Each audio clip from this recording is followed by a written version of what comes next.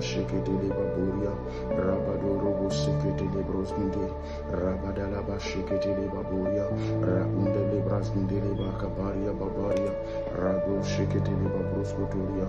Merci Père, merci pour ta grâce, merci pour tous tes bienfaits, dans le nom de Jésus-Christ, à votre humble serviteur, prophète Oscar Adalé, dans le nom de Jésus-Christ. Voilà, ce mois d'août, nous sommes dans le mois d'août et je vous souhaite la bienvenue dans le magnifique mois d'août.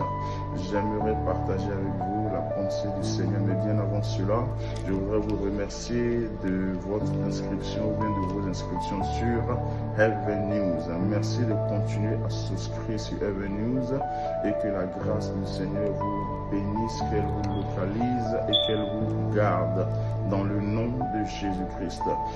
Je voudrais partager avec vous l'histoire que je me prépare à partager avec vous concerne Pierre. Mais c'est une histoire qui se déroule dans le livre des Actes des Apôtres, chapitre 10, à partir du verset 1 à 46. Il s'agit principalement de la rencontre entre Pierre et Cornelius pour la conversion de toute sa famille. Mais ce n'est pas de cela que je veux forcément parler ce soir. Sinon, en ce jour, j'aimerais simplement partager avec vous la partie qui concerne Pierre. Donc, la partie qui concerne particulièrement Pierre commence à partir du verset 9 jusqu'au verset 20 plus ou moins. Et la Bible nous parle de Pierre qui va à la chambre haute, sinon sur le toit de la maison, et qui se met à prier vers la 12e heure, sinon à 12 heures de la journée, à midi précisément. Et la Bible dit que pendant que Pierre était en prière, il reçoit une vision. Et dans la vision, lui est proposé de la nourriture. Mais il se trouve que dans la nourriture qui lui est proposée est une nourriture que lui, Pierre, n'a pas pour habitude de manger ou n'a jamais mangé. Pourquoi? Parce que selon la religion juive, cette nourriture, selon les reptiles, selon certains animaux, sont déclarés impurs. Et dans la religion juive, il y a certains animaux qui ne se mangent pas ou qui ne doivent pas manger. La seule différence ici est que Pierre n'était plus dans l'ancienne alliance, mais Pierre opérait dorénavant sur la nouvelle alliance. En d'autres termes, l'identité de Pierre avait changé, mais Pierre lui-même s'en était pas rendu compte. Pierre était encore dans l'ancienne alliance. Pierre marchait encore selon son ancienne compréhension de la parole de Dieu. Vous voyez, lorsque nous rencontrons le Seigneur Jésus-Christ, notre identité change. Les choses anciennes sont passées et toutes choses deviennent nouvelles.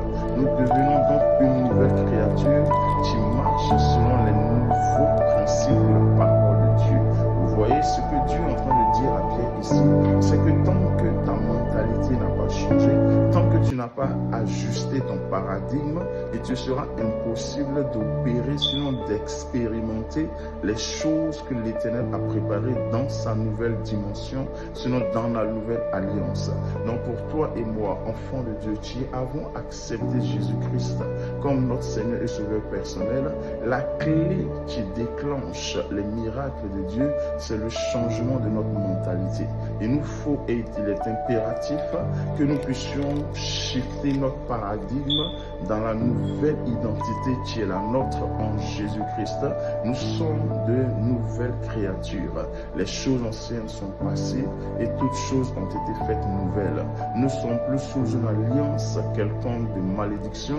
Nous sommes entrés dans la profondeur de la grâce de Dieu. Nous sommes donc sous la grâce de Dieu dans la nouvelle alliance. Et dans la nouvelle alliance, les choses qui étaient comme souillées ont été purifiées par le sang de l'agneau. L'esclavage dans lequel nous étions a été aboli par le sang de l'agneau. Donc il est vraiment pénible, sinon painful, lorsque nous continuons à marcher selon la pensée ancienne de l'ancienne alliance, pendant que Dieu nous attend dans une nouvelle gloire, dans une nouvelle dimension, qui est la nouvelle alliance, qui est le Nouveau Testament pour parler précisément.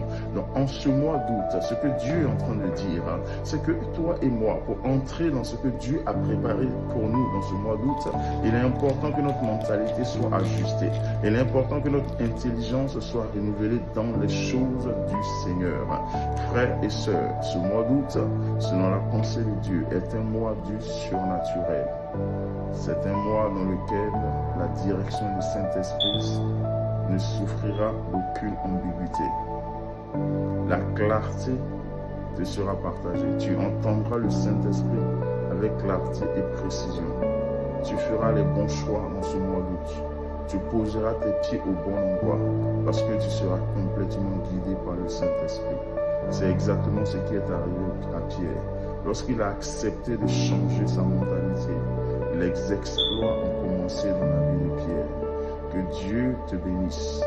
Et l'un des secrets que le Seigneur révèle pour ce mois d'août, c'est que dans le secret de la prière, il y a des révélations qui couleront. Que Dieu te bénisse. Merci encore de nous suivre sur les news. Shalom et à très bientôt. Bye bye.